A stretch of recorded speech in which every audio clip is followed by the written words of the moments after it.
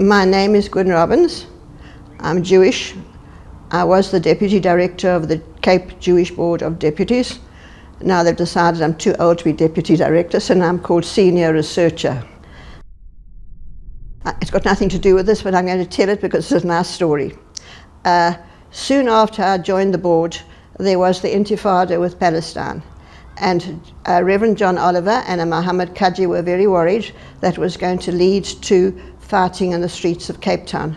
So he wanted the Cape Town community to know that the Jews and Muslims are not fighting here, but it's a long way away.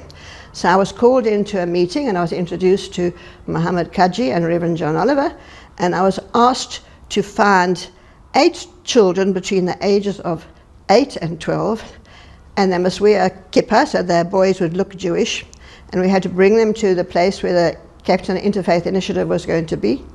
And they used to have a lovely Chinese nun who looked just like the dolls I had as a child. And she took the children into a room. They were Muslim and Christian and Jewish children, and she taught them how to fold an origami dove.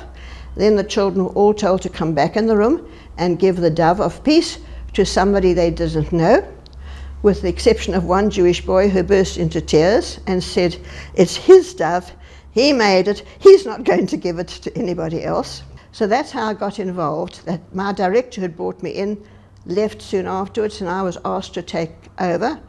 And I joined John and Muhammad, and we formed a steering committee, and we formed a proper NGO called the Cape Town Interfaith Initiative, and I became their secretary. And then one day we got a visit from somebody called Halil Yurtsever, who had just started the Turkish Interfaith organization here. I then arranged a meeting for Halil to meet with a Jewish community, and I introduced him to the Jewish Day School, and he was a member of the committee. He invited me to come to an interfaith iftar. It's the first time I'd ever been to an iftar. Unfortunately, I told him it fell on a Jewish holy day. So he asked me to give him a list of all the Jewish holy days for the next 10 years, which I did. And he told me, seeing I cannot come to the official iftar, he would like me to come to their own iftar, which was in their offices, which was next door to the Claremont Main Road Mosque. And I went there. It was very nice. There were a few people. They prayed.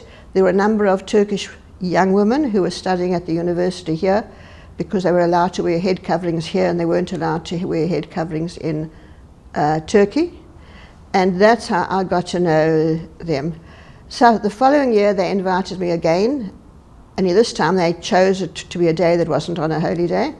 They asked me to bring a rabbi who would be able to talk, and they had Reverend John Oliver. Then the Premier of the Western Cape, who was Premier Ibrahim Rasool, spoke, and he said he would like to congratulate the Turkish community for teaching the people, the Muslims in Cape Town, something they needed to know, which was that it's fine to open your events and to be hospitable and to welcome other people in, because it's the only way to break down ignorance and prejudice. And I absolutely agreed with him.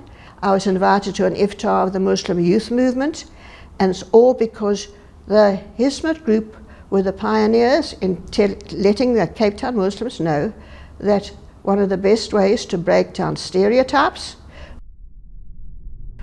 I learnt a lot by going to the iftars, because at the iftars they showed us videos of the work that Hizmet was doing, and I could also see what they were doing in South Africa, where when there were fires or floods in the townships, the Hizmet group was there with food.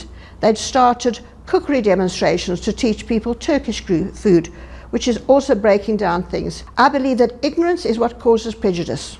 Islamophobia, xenophobia, anti-Semitism, anti-Islam, anti-Indian feelings, and there's only one way, and that is to break it down. And that's what the Hizmet group is doing. By whatever they do, that get people together, whether it's a group of women having a cookery demonstration, or as your organization has had many such meetings, where we come together and we listen to somebody talking about a subject of concern to all of us. You've had a talk that I attended on the media, when you got representatives from different religious newspapers to talk about their common problems. You had a talk on xenophobia, when you had Rwandans and others talking about the problems. I remember one absolutely delightful evening which was on different types of tea, and you had different groups dressed up with different types of cups and saucers and pots, and it was just the most wonderful thing, because you're not Muslim or Jewish, you're just a person tasting different types of teas and learning something, and you showed a video on how you made the different types of teas and coffees. It was wonderful, and it's the sort of thing that broke down inhibitions and developed friendship. And you've had a number of meetings like this that I've attended. All of them have given me more knowledge, have introduced me to it, and it shows clearly that people from different faiths, we all have the same interests. We're all worried about the same things. We don't want our children to get involved in drugs. We want there to be food on the table. We want there to be jobs. We want houses. We all have the same problems. We don't have to be divided into little groups. And this is what Hizmet has shown us. It has shown us Muslims, if you don't mind me saying so, it's shown us Muslims with a normal face. There is a lot of prejudice and stereotypes. And yet when I'm with Muslims, and I learn that in your Quran it says there should be no compunction in religion. That it says to you your faith and to me my faith. And that if Allah wanted us all to be the same, He would have made us all to be the same. But to the mainstream Muslim community, they are secure in their knowledge. And South Africa has got so many racial problems. We really have. We divided up into whites and to blacks, into Indians, into Vendors, into Zulus, into Xhosas, into Muslims, into Baha'is, and when you come to Christians, there's so many Christian groups and the one doesn't want to have anything to do with the other. We need to have a group like the Hizmet that will say, look, we're all children of the same God, whether you call Him God or Allah or Hashem or whatever it is. We all have the same sort of standards. We want to teach our children to grow up and treat other people with dignity and with compassion and with justice. And that is where your organization, which is a pioneer, has done. When we started 20 years ago, you had plenty of money. You used to host us in 5-star hotels. And I used to think, where did you get that sort of money? Why spend that sort of money on something? And it amazed me. It was a fairly new group. You'd only been in South Africa a few years. But at these iftars, you had deputy presidents, you had the premiers, you had judges, you had Springbok players. I don't know how you had managed to do so much outreach in such a short time that you got all these important people to come, and we'd sit at tables, and then we were told, we want you to take down the phone numbers of the people at your table, and we'd like you to all promise that you'll make arrangements to contact them. At my table one year, I had a very, very pleasant young woman who played an antique Turkish wind instrument. And I phoned her up. She was lovely. I think it is, as I was just trying to say, I think it is terribly, terribly important. Prejudice is one of the major problems of wars right around the world. It's not just Muslims and Jews, or Muslims and Hindus, or Hindus or Buddhists. It's all around the world. And we need to accept that we're all human beings. We're all the same. We need to stress our similarities and not our differences. In the olden days under apartheid, we all were divided up into black and white and coloured, Chinese who were non-white and Japanese were honorary whites. If we had a major event, it would be opened by a Germany. The Constitution gives us all freedom of opinion, of belief and religion. So now, in the past I wouldn't have been able to come here and meet you. It's a coloured area. The Turquoise organization is a prime example of what Mandela wanted, which was reconciliation, which is outreach to other communities, not shutting us up into little boxes. We all grew up, I did, we all grew up in little boxes. I knew exactly where my box was. We didn't go outside our boxes. Now they've taken down the walls of the boxes. But there's only one way, and that is to teach us that we can be safe within our own faith, but we also have to accept that there are other faiths, they are of equal value, This is what Mandela tried to teach us. We need to really focus on Mandela.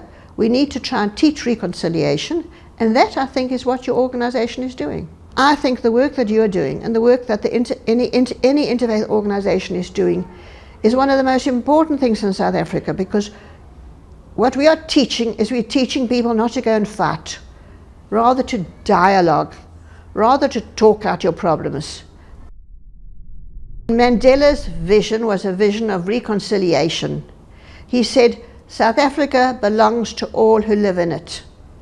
That means not only the blacks or the pinks or the fawns, everybody. It means not only the people who have fled here from Somalia or from the Congo, it means everybody who's living here. And if we are all children of Africa, then we must all get on together. There's only one way, and that is reconciliation. And he really, before he was inaugurated as the president, he came on the Friday to a mosque. On the Saturday he came to the Maria Road Synagogue, and he also went to a Hindu temple and to a church. All of this is before he became the president, to give a strong message of interfaith acceptance. We are all children of the same God. We are all brothers and sisters. And we mightn't get on with our brothers and sisters or our cousins in our own family. But we have to tolerate them because we're family. We've got to accept that we are all family. And we need the message to go out that it doesn't matter if we pray in a different house of worship, if you've got a different color hair or skin color or speak a different language. We're all children of the same God. We're all on the same world. The world will suffer or succeed depending on how well we look after the world. And killing each other is not an answer. It doesn't help anything. One thing I must praise the Hizmet Fruit, even though their source of funding has been cut off, they've continued with the works. So instead of having an iftar in a 5-star hotel with 400 or 500 people, they now have it in houses, in homes, which is just as even more important, because this time you get to know each other as a family to a family. So they haven't stopped the work, even though their major sources of funding is done, and they're still holding meetings. I've been to a number of your meetings at your school. So you don't need money to do something. I've been involved with them now for about 20 years or 19 years, ever since they first started here.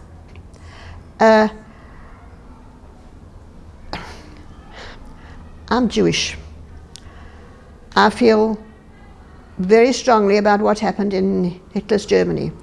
And when what happened with Erdogan, to me, it was Hitler all over again, only instead of the Jews, he was picking on the members of Hizmet, arresting them all, preventing them from getting jobs, kidnapping them. I was horrified, and I've followed it closely because I identify with it. I have a sense of identification, because I feel in the same way the world did nothing in the 1930s, they're doing nothing now. You'll get Amnesty or United Nations will say naughty, naughty, but nobody does anything. And he's becoming more and more of a dictator. And I was given a booklet of yours listing the persecution, which I went through it. And when I read that they have been arresting pregnant women because their husbands were members of Hizmet and putting them in prison to deliver their babies, when they were arresting, when they tried to kidnap, when Erdogan said he was going to kidnap Hizmet people to bring them back. I mean, these things is against human rights. What the arresting people, going and building a whole lot of new prisons to go and put the Hizmet people in, and the Hizmet people are good people. He chose to blame them for the economic problems. These are his problems. Hitler chose to blame the Jews. It's very, very convenient to have a scapegoat. And it horrifies me when I find that the Erdogan has been demanding that America sends Fethullah Gülen back, that he needs to be protected. This is a man whose wisdom and advice is something the whole world needs. We need more of him, of people like him. And I think you people are very brave, because I remember a few years ago when they wanted to try and close down all the Turkish schools around Africa. And some of the countries in North Africa were prepared to give in to blackmail and hand over their schools. They sent round somebody from Turkey to South Africa to ask our Minister of Education to do the same thing. They tried the same thing in Maputo, and I was very, very pleased that our Minister of Education and Zuma said to the Turkish person, nothing doing, our star colleges are first-class colleges, we are not prepared to close them down. Hitler was overthrown, Mussolini was overthrown. I sincerely hope that Erdogan will be overthrown like all dictators, that common sense will come to Turkey, that they will release out of prison all the judges and the journalists and the teachers and the doctors that they've arrested only because they belong to Hizmet, not for anything that they have done. And the sooner it happens, the better. May it be God's will.